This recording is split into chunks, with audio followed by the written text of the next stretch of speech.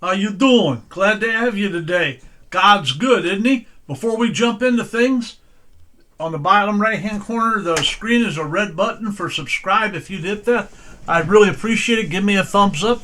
That's the way we get it pushed out. We get to a certain level, they'll offer this video to people. Whenever they go onto YouTube, it'll show suggested ones. Mine will be in there if I can get to a certain point. Today we're going to talk about stay positive, don't give up. Stay positive, don't give up. Philippians 4:4 says, rejoice in the Lord always. Again, I say rejoice.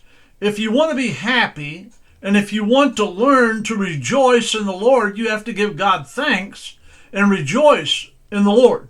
You say, well, Randy, today things have been pretty bad for me the last few days. All right, if you don't have anything you can praise the Lord about the last few days, how about praising him for the day he accepted you as his child and you gave your heart to the Lord?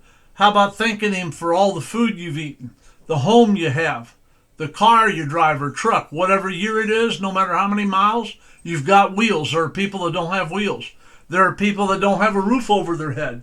There's all sorts of things to be thankful for. If you go to a church where you have a pastor that loves you and a church family, they have dinners or whatever, and you get along with all of them and have a wonderful time, that's something to be thankful for. Rejoice in the Lord, all right?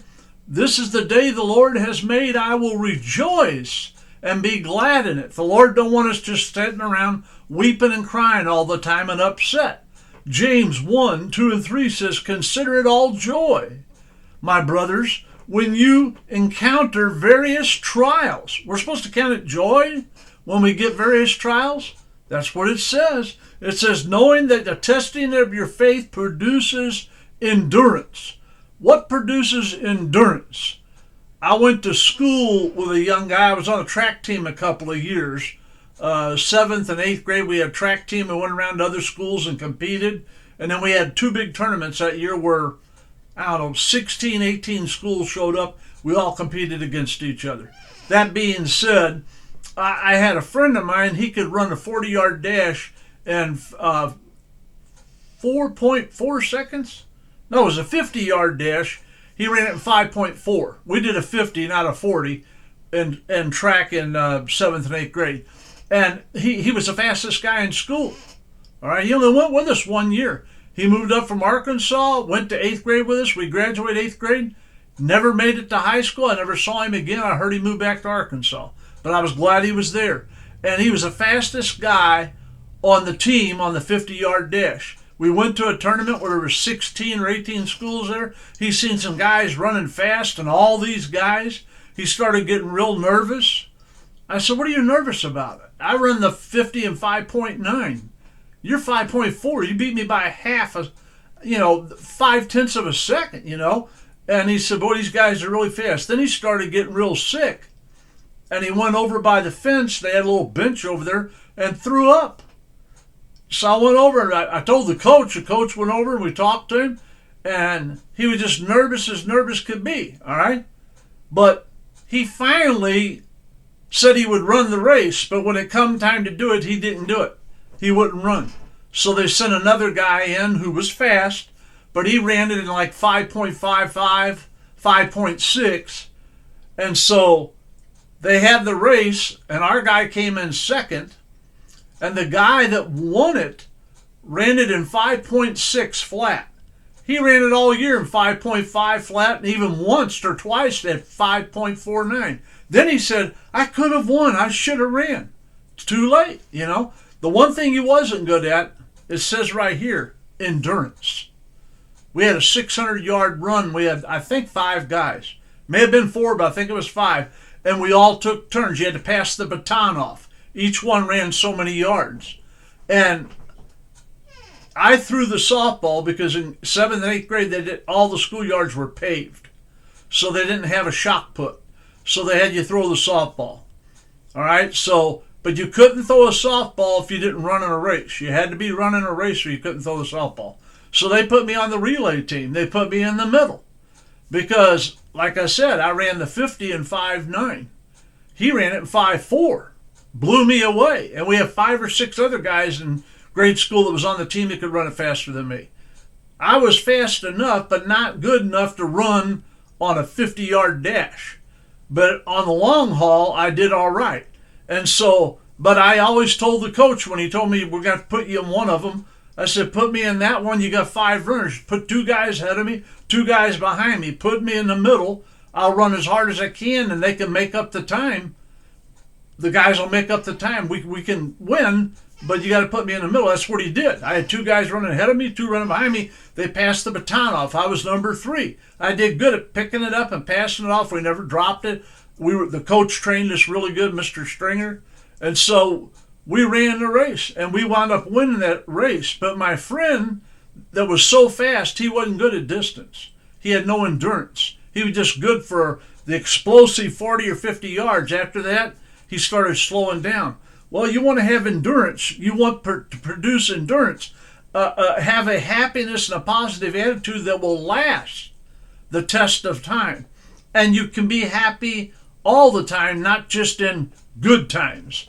The tough things we face are designed to make us more spiritually mature so we can count it joy when we go through something and say, God, I know that you have a plan for my life.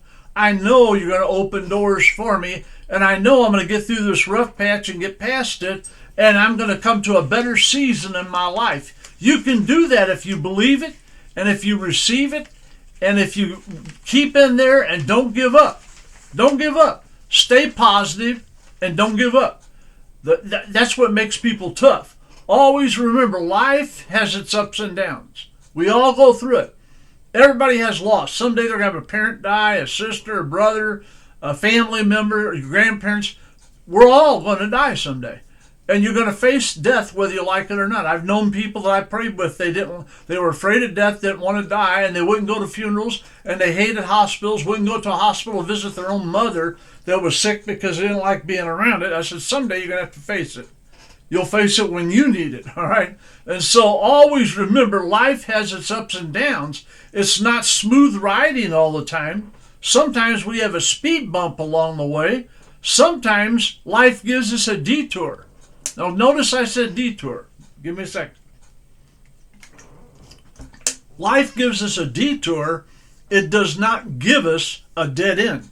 God isn't going to allow you, if you follow him, to go down a dead end road where you're blocked in and boxed in and no place to go. All right, in life, Christians will face up and downs. Christians will be affected. If you get a 15-inch snowstorm in your town and everybody's paralyzed, guess what?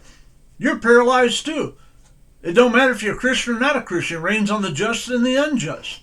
If a tornado goes down your street and takes every house, including yours, it's horrible, it's disastrous. But everybody on the street, whether they were Christian, not a Christian, atheist, agnostic, they lost their home. That's called life. It's part of life. But you have to realize that it's not always going to be smooth sailing, but God takes us through things. He don't keep us from having problems, but he takes us through them to make us stronger so we can stand against the wiles of the devil and we can stand up to the next storm we're going to face. If you're a child of God, you have no dead ends. You just have detours.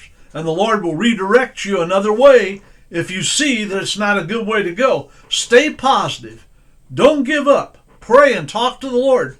And when you hit a speed bump or when you hit a detour, say, I'm going to keep going. The detour's this way. I'm going that way. I got a bump. I'll slow down a little bit, get over it. I'm going to move on. Always stay positive. Don't worry. Be happy. Don't worry. Be happy. Be happy. Stay positive. Don't give up. And God will bring you through anything you face in life. All right? Take it. Take that to the bank. I want to thank you for your time. This time till next time, old Rev May signing off. You have a wonderful day and share this with a friend if you would. And don't forget, at the end there's a picture of me down there and there's another video. If you hit on that picture, subscribe and give me a thumbs up. Thank you so much. Bye-bye.